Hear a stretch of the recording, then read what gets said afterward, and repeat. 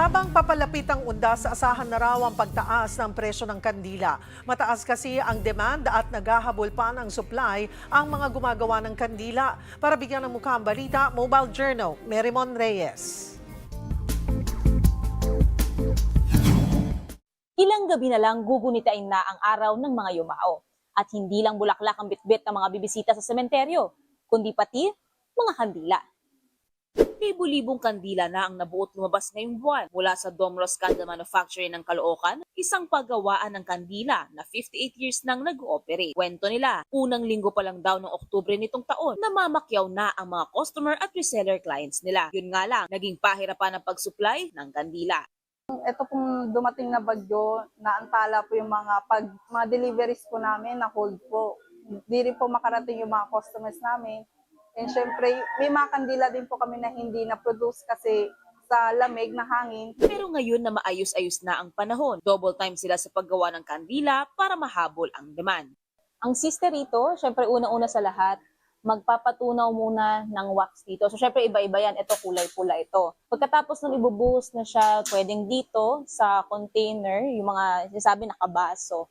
O kaya naman ay ilalagay dito sa mold. At pagkatapos nun, para sa ganito kaliit na kandila, mga nasa 30 minutes hindi pa abuti ng isang oras bago siya tumigas. Dahil tinatapatan din ng electric fan, tatanggalin na, ready na siya at lalagyan na lang ng mitya. Bagaman hindi nagbago sa mga lumipas na taon ang presyo ng kandila nila, maaaring tumaas daw ng 20 hanggang 40 piso ang presyo nito sa mga resellers. Sa ngayon, ang presyo ng sperma candle o yung pahabang kandila ay nasa 30 to 80 pesos kada pack. Ang mga nasa baso naman ay nasa 60 hanggang 100 piso ang isa. Ang tea light ay nasa 30 pataas depende sa dami. Ang chunks ay nasa 70 to 120 pesos. Nasa 75 to 90 pesos naman ang vigil candle. 75 ang maliliit na orchids candle. 120 naman ang malalaki na orchids candle. At ang spiral candles ay nasa 85 to 100 pesos. May option din daw para sa may gustong iwasan ang maduming usok ng tradisyonal na kandila. Ang smokeless candle na nasa 80 pesos pataas ang presyo.